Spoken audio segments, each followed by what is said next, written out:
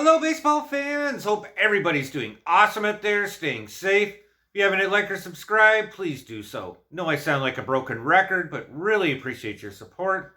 And the best way you can help me out is by hitting like and subscribe. And I give away prizes to subscribers just to say thank you for watching, so you're going to be able to get in on those as well. So, I have heard a crazy rumor involving the Toronto Blue Jays, and I've heard it more than once, so there might be some validity to this. And it's a bit of a head scratcher for Toronto, would be an interesting power move. And I'm talking about Bo Bichette and Tatis Jr. Yeah. What's going on in San Diego? They need to slash payroll big. $50 million need to be off the books, and they need to stay competitive.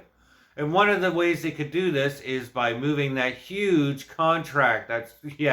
That unbelievable contract that Tatis signed that's going to keep him around to 2034. That's going to pay him over $300 million. What team could absorb that? Maybe Toronto. And they just don't want Bo Bichette for Tatis Jr. No, they want Bo Bichette and they want Romano. That's right, Jordan Romano. So two huge players for Toronto, but this would certainly equal what they would be paying over for Tatis and still give them two huge impact players to make San Diego productive. And if we dig it a little deeper, let's look at Bo's numbers first, because he had a great year. His defense, I know, can be sloppy at sometimes, but he still had an impressive 4.9 WAR, a 306 average, 20 home runs, 73 ribbies, and an 814 on-base percentage. That's right. He's one of the most productive hitters in all of baseball, let alone shortstop, which is an elite position to have somebody who can hit for that. However, if you look at Tatis, his numbers for production might not be as good. 257 average, 25 home runs, 78 ribbies, a 771 on-base percentage, but he does have a 5.5 WAR, so higher than Bo. Why? Because of that defense. So yeah, if you look at it, the Jays could easily make this trade, absorb that huge $300 million contract, have somebody like Tatis in the lineup to hit behind Vladdy, but this would probably mean that they wouldn't have an extension for Vladimir Guerrero Jr. And as the years have gone on, I've always said if they got into this position later in time with Vladdy, I didn't think a contract extension could be feasible, and I don't see it with Toronto.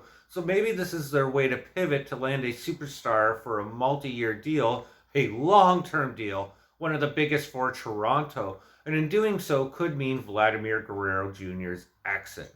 This would be great for San Diego. Horrible, in my opinion, for Toronto. I do expect Bo Bichette to leave after his contract expires in 2025. And I do expect Toronto consider shopping him around next season. But shopping him for Tatis Jr. and that huge contract, I think that's too much for Toronto. Let me know what you think in the comments below, though. Do you see Bo Bichette and Jordan Romano heading off to San Diego for Tatis Jr.? Do you think this would be a great move? Always appreciate to hear what you have to say, especially for this one. Blow up my comments. Hit that like and subscribe if you haven't already, and we'll ramble on soon. Take care, guys.